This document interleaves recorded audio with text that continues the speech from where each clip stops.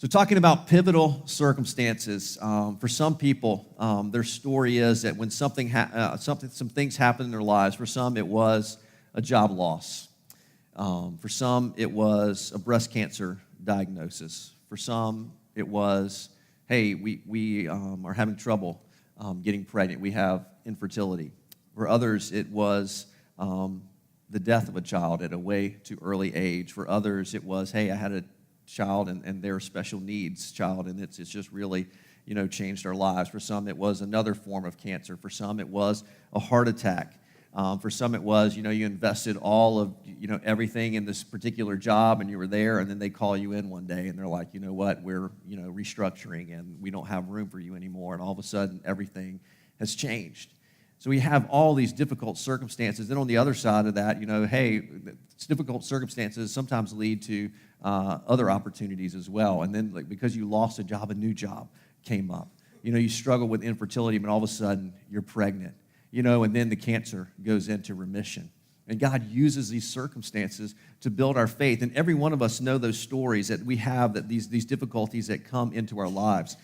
C.S. Lewis has a famous quote from his little short book called The Problem of Pain. If you're ever kind of dealing with, God, why is there evil and hurt in our world? But C.S. Lewis says it this way: God whispers to us in our pleasures, speaks in our conscience, but shouts in our pains. It is his megaphone to rouse a deaf world.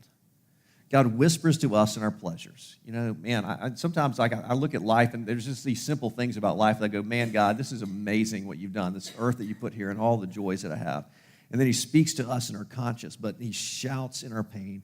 It is his megaphone to rouse a deaf world. That God uses painful, difficult circumstances to grow our faith. And we don't always see that. There's Jesus' brother. He had a half-brother named James. In fact, Jesus had many brothers and sisters, half-brothers and sisters, by his father Joseph and his mother Mary. And James, after Jesus died, before Jesus died, James was not a follower of his brother. He didn't think Jesus was the Son of God. But after Jesus died and resurrected, and James saw him and met with him, his life was changed, and he became a leader of the early church. And he wrote a letter that we know, we call by the letter of James, and it's there. There's a scripture there, James chapter 1. He talks about how God uses these things. He says, consider it pure joy, my brothers and sisters, whenever you face trials of many kinds. And hey, joy and trials, what is this all about? Because you know that the testing of your faith, and that's what God is all about. He is trying to grow faith in us. And the way he does that is he's going to put it through, and he's going to allow for some tests. And something we're going to see in just a minute, we're going to open to John 11 and look at this story that's familiar to many of you, and look at it from a different angle and just see how God uses the testing of your faith to produce perseverance in the faith. He's going to grow your faith. And James says, let perseverance finish its work so that you may be mature and complete, not lacking anything. Is that it's through that crucible of pain and suffering that God can grow our faith, that we learn to trust in him. And one of the best ways, and again, this story I think is going to surprise some of you who have probably read the story many, many times. So in John chapter 11, this is a story that John was one of Jesus' closest disciples. And this was the last of the Gospels. You have the four Gospels, Matthew, Mark, Luke, and John. And John was written the latest. And I love John because it's different and unique. And it has some of the only stories, like some of the Matthew, Mark, and Luke have very similar stories. And they probably borrowed from each other. But John tells a lot of different stories. This is the only time we hear the story of Lazarus and what happened with him. And it's because John just had this pastor's heart, and he's getting very old, and he's wanting just to share these stories to be passed along so that when he's gone, that we can remember and that our faith can grow. So this is the only time we know about this interaction with Jesus and his friend Lazarus. So John chapter 11, verse 1, it says, now a man named Lazarus was sick. That's how the story starts off. It's a difficulty. It's a circumstance. Lazarus is sick, and it says he was from the village of Bethany, the village of Mary and her sister Martha. And what you need to know about this is a family group, Mary, Martha, and Lazarus. And these are friends of Jesus. These are people that Jesus knows. Jesus has spent time in their house. He has developed a friendship with them. They have supported him financially, probably in his ministry. These are his really, really close friends. And one of them, by the name of Lazarus, is sick. John 11:3, it says, so, very wisely, the sisters send word to Jesus. You know how we are when we get into difficulty. It doesn't matter how big or strong our faith is. And these were people that their faith was growing in Jesus. They didn't understand everything about Jesus, but we send out a prayer, right? And so they send a messenger to Jesus. Jesus is away. He's probably at least 2, if not 3 or 4 days walking journey from where they are. And they know that Lazarus is sick and maybe Jesus can do something about it. So they send him a messenger. And so here's the message that they send, the rest of verse 3. It says, Lord, the one that you love is sick. And it's really interesting that they didn't say, hey, Lazarus is sick. They just sent a messenger and said, you know what? It's the one that you love. Jesus is so close to this family. Mary and Martha don't have to tell him, hey, it's Lazarus. Jesus is just really close to this family. And it's the one that he loves. And they expect, like, hey, I'm going to send this message out to Jesus. I'm going to send this prayer out to Jesus because they know they've seen Jesus do miracles. They've seen him heal people. They've seen him intervene. And they've heard stories of his intervention. They've even seen it or heard of it when Jesus actually healed people from a distance. And he didn't have to go and touch them or do anything. He just, said a word and that person was healed. So they're calling out to Jesus in the middle of a difficult circumstance. And I want you to really put yourself into the story and begin to make that transition from what is it in my life? What is the difficulty? Because it may be something that's in your past that you're still struggling with, or it might be something that you're right in the middle of. Just like Mary and Martha and Lazarus are in a very difficult situation. Lazarus is sick, and it's serious. And so, verse 4, it says, when he heard this, Jesus said, and this is what gets really interesting. He said, this sickness will not end in death. No, it is for God's glory, so that God's Son may be glorified through it. What some of us need to see this morning is that sometimes God uses difficulty, pain, sickness, disease, death, brokenness, hurt for a purpose, that he has a purpose for it. He said this sickness will not end in death, but it was meant for something else. It was meant for what? It was meant for God's glory, that God is going to allow you to go through some things for his glory and to grow your faith. And if we can start to see and shift that dynamic, go, God, what is going on in my life and what are you up to? Because God is always up for something. But God wants to use it for his glory. Now, most of us wouldn't choose that. We'd rather choose the kind of glory that God gets, like if you throw the touchdown pass, in the game and the reporters after the game and come up, hey, it was a great pass. What do you want to say? Oh, I just want to give all glory to God. Sign me up for that glory. I'd like to give God that kind of glory. That's the kind of situation. You work really hard and finally, there's going to be a big work event, and hey, there's an award, and and you get the award, all glory goes to God. That's what the kind of glory that we want to sign up for, not the kind of, God, something's happening in my life and I don't get it. I don't understand, like I've been really good, and God, if you'll just show up, and I promise God, I'll go to church more, I'll give more, I'll let my kids be missionaries and stuff like that, but he wants to bring glory out of our difficulties. So again, verse 4, this is for God's glory, and that God's Son may be glorified through it. Verse 5, it says, and if you didn't catch it the first time, so Jesus is getting this message, and it says, and John the writer is kind of commentating, Jesus loved Martha and her sister and Lazarus. Jesus was really close with his family. He knew them by name. They were his good friends. Verse 6, and so when he heard that Lazarus was sick, so Jesus gets the message, the prayer has come through. Jesus has heard it. So when he heard that Lazarus was sick, he stayed where he was 2 more days. Now you would think, hey, this is Jesus' close friend. This is a guy he loves. He's a dear friend of his. And he could do anything he wanted. Jesus has the power just to heal him from afar. But they've sent him a message, said, Jesus, come, you can do something. Jesus gets the message and he says, no, disciples, we're not going anywhere. You guys just sit down. We're going to hang out. Some of y'all probably have felt like that's been happening in your own life, is that there's been this difficulty, there's been this hurt, there's been this, whatever, God, I don't understand, what's going on in my life, and you're sending up this prayer, and doesn't want me to go that way. So you send up this prayer to God, and the answer is delayed, or it never comes. Where is Jesus? Why does he come? Why is he delayed? So Jesus stayed 2 more days where he was. Verse 7, it says, then after 2 days' time, so Jesus has gotten the message, hey, Lazarus is sick, he's waiting 2 days. He says, then he said to his disciples, let us go back to Judea. So, now, what's going on? Why after 2 days is he all of a sudden ready to go back to Judea? And his disciples they were kind of glad that they didn't go back, and we'll see why here in verse 8. It says, because they say, but Rabbi, and they're like, kind of in case you've forgotten, Jesus, I want you to remember something. We're really good at reminding God about stuff, especially when it's in our favor. But they said, but Rabbi, a short while ago, the Jews tried to stone you, and yet you were going back there. And so prior to this, there was a story going on where Jesus had done some things. He was always, causing problems because people didn't like the things he had to say. And so the people were trying to put him to death, and that by default also meant his disciples. And so it was a dangerous place. And like, Jesus, don't you remember just where we were, back where you're talking about going to help Lazarus, and that was 2 days ago when we got the message, and now you want to go. Maybe you want to reconsider that, because we don't want to get stoned, and it's not the kind, like that you do, or hopefully not you do, but people do at concerts. It's not that kind of stoning. It's a different one. They're like, we don't want to do that. And so they're probably reminding Jesus, Jesus, if there was ever a time, like that time when you healed that Roman centurion's servant, and you did it from afar, and he said, you know what, you don't even need to come to my house, Jesus, to heal him. If you'll just say the word, and my servant will be healed. And Jesus said, you're right, that's an amazing amount of faith that you have, and I'll do that. He said, this would be a really good time, just, send that healing over, the several days journey it is to Judea and Bethany, and we'll take it from there.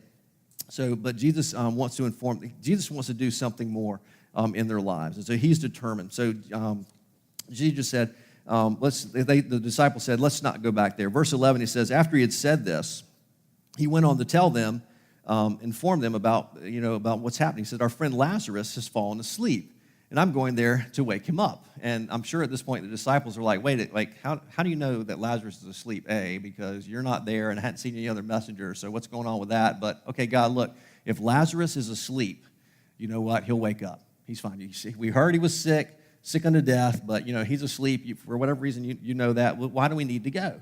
So let's just stay here, they're probably thinking. So they reply to him in verse 12, as the disciples replied, Lord, if he sleeps, he will get better. But the disciple, I just think it's interesting that I'm pretty sure that only in the New Testament, when they talk about death, they talk about people going to sleep. And what happens when you go to sleep? You wake up. So if you go to sleep, and we call death going to sleep, you're going to wake up somewhere. And for those of us who are followers of Jesus, we get to wake up in eternity. But he tells them, hey, he's asleep, and they're like, well, he'll get better. If he sleeps, he will get better. Chapter 11, verse 13, he says, Jesus had been speaking of his death, but his disciples thought he meant natural sleep. So then he told them plainly, Lazarus is dead. So Jesus said, okay, and again, the disciples were like, well, how do you know that? There's no messengers, but we're just not going to question that. But 2 days ago, you heard he was sick, and you didn't do anything about it. And now all of a sudden, somehow you know that he's dead, but now you want to go. So why are you going to show up late, Jesus? And besides the fact that they want to stone us when we get there, but never mind all that. Verse 15, and this is so amazing. It says, and for your sake, Jesus said, Lazarus is dead, and for your sake, I am glad I was not there so that you may believe. But let us go to him. There's so much going on in this little line right here. He says, for your sake, I'm glad I was not there so that you may believe. I'm sure the disciples hear that, for my sake. Like, well, what about Mary and Martha? They sent out a prayer to you, and they've been waiting on you, and they've been asking you, Jesus, to step in and do something. They wanted you to, come and heal their brother. They've been waiting. They've been watching. They've probably been standing out, looking out down the road, like, is that Jesus? And as other people are coming into town, have you seen Jesus? Have you seen his disciples? We sent a messenger. Our brother's been sick, and we're watching him suffer. We're watching him die, and there's nothing we can do about it. God, will you come in? Jesus, will you come in and do something? And you're saying, Jesus, it's for our sake that he's dead? And you weren't there? And what about Mary and Martha? And what about Lazarus? He's dead. What are you worried about? But Jesus says there's something more important going on than physical sickness or pain or suffering or hurt or whatever pivotal circumstance that we go through.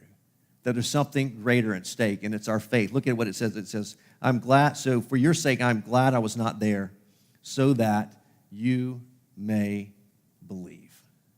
That God wants them, Jesus wants them to trust in him and to believe in him in a greater way than ever before.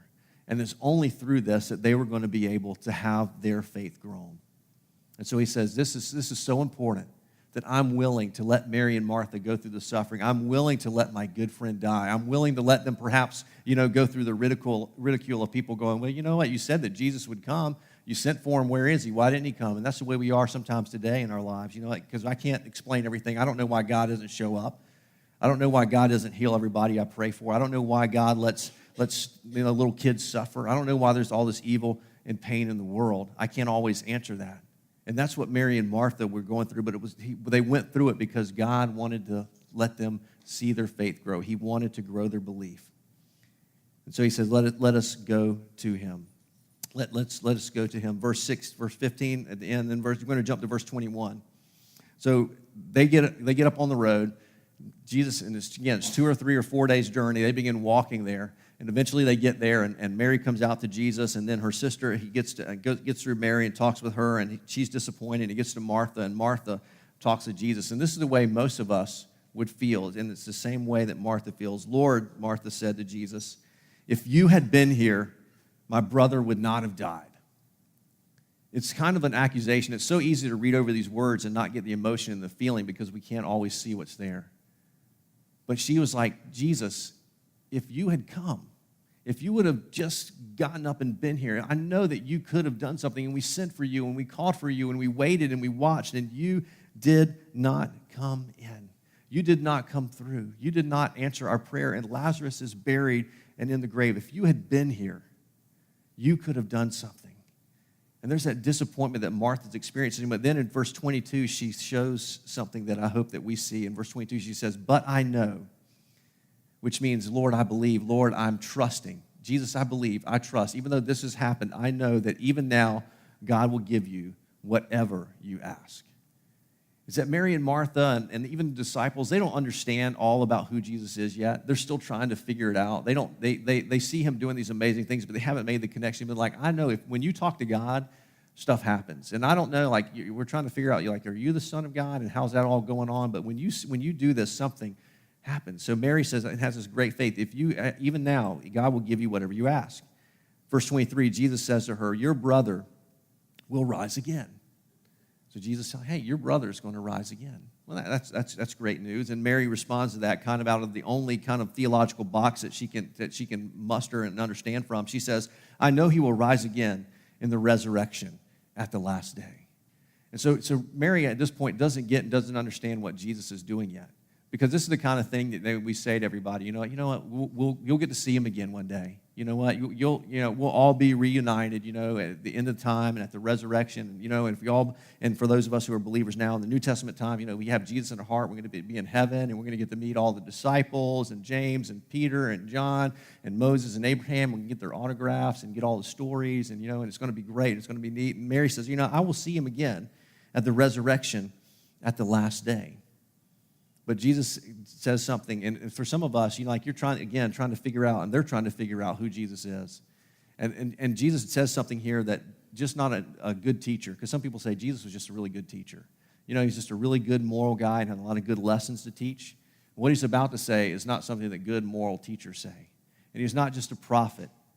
He says something that distinguishes and sets him apart. In verse 25, he responds to her. Jesus said to her, I am the resurrection and the life. Martha's trying to understand this. I know I'll see Lazarus in the last day of the resurrection. And Jesus says, I'm going to teach you something that you've never heard before. I am resurrection. I am what life is all about. This is what it is all about. And I want you to see, and there's a reason why I've allowed you to go through this, because I want your faith. That yes, I am a really good moral teacher, and I am going to say a lot of really great things, but it's incredibly bigger than that. And there's so many things. I've done so many healings and all, but it's even bigger than that. I am the resurrection and the life. And you don't just make a statement like that without backing it up. There's got to be something that's going behind that. And Jesus says in verse 25, it says, he who believes in me will live, even though he dies. And whoever lives and believes in me will never die. And then these last words of verse 26, he says, do you believe this? This whole situation, like pivotal circumstances come into our lives. Some things you just can't happen. They're just random or whatever. But what's so interesting about this situation is Jesus could have totally prevented this. Like Lazarus got sick, that was already a circumstance. That was already trouble. But Jesus, he could have just healed him. He could have gotten up and come with the disciples early, gotten there and, touched Lazarus and made him better, and everything would have gone away.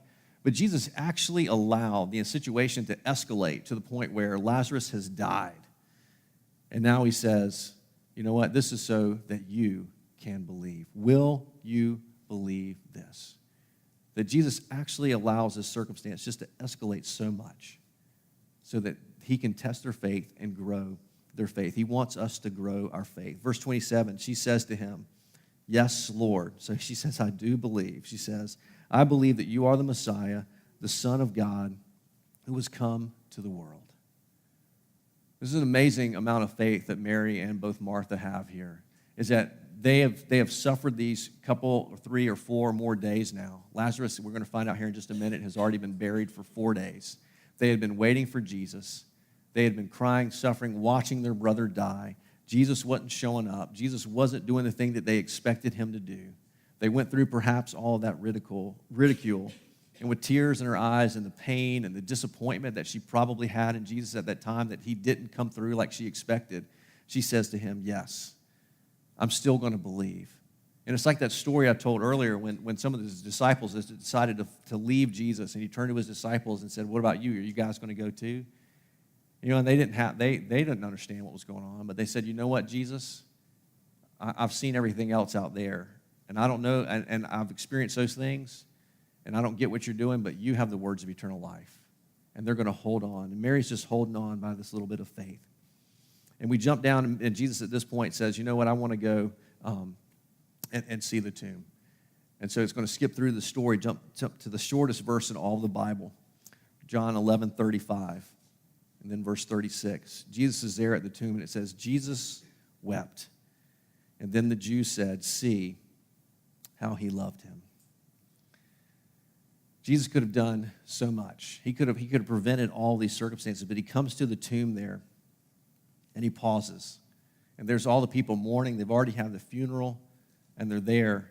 And Jesus pauses, and he experiences the emotion that all of us experience, that Jesus wept. And he knows your hurt, and he knows my hurt. He knows all those circumstances that we've gone through, and he's felt those things, and he is feeling all of that in that simple verse of Jesus wept. And so at this point in the story, Jesus does something even stranger. So he's there at the tomb. Lazarus has been buried 4 days, and Jesus tells him, he says, what I want you to do is I want you to roll away the stone. And so Mary and Martha and all the people there, they're like, Jesus, I don't know if you really want to do this. I don't know why you're going to try to do this, because, you know, Lazarus has been dead for 4 days. You may have heard me tell you this one before, but like in the NIV, in the King James Version, it says, you know, like he's been dead 4 days, and it says literally, it says he stinketh. You know, like he's been dead. Lazarus isn't just dead; he's dead, and it's not like he just died a little like earlier this morning. Jesus, he died 4 days ago. You've already missed the funeral. You've missed everything. And you want us to roll the stone away? And Jesus says, didn't I tell you? You know, I'm the resurrection and the life. I want you to see something, and I want you to know something. And then even stranger still, they roll the stone away. And Jesus does something really odd. You don't have to look at your own Bibles and read it. It's not going to come up on the screen. But he prays a prayer, and it's so funny that he lifts his hands up to God. I'm going to do my own version of this. But he prays this prayer, and he actually says, I'm doing this for the benefit of those that are seeing this.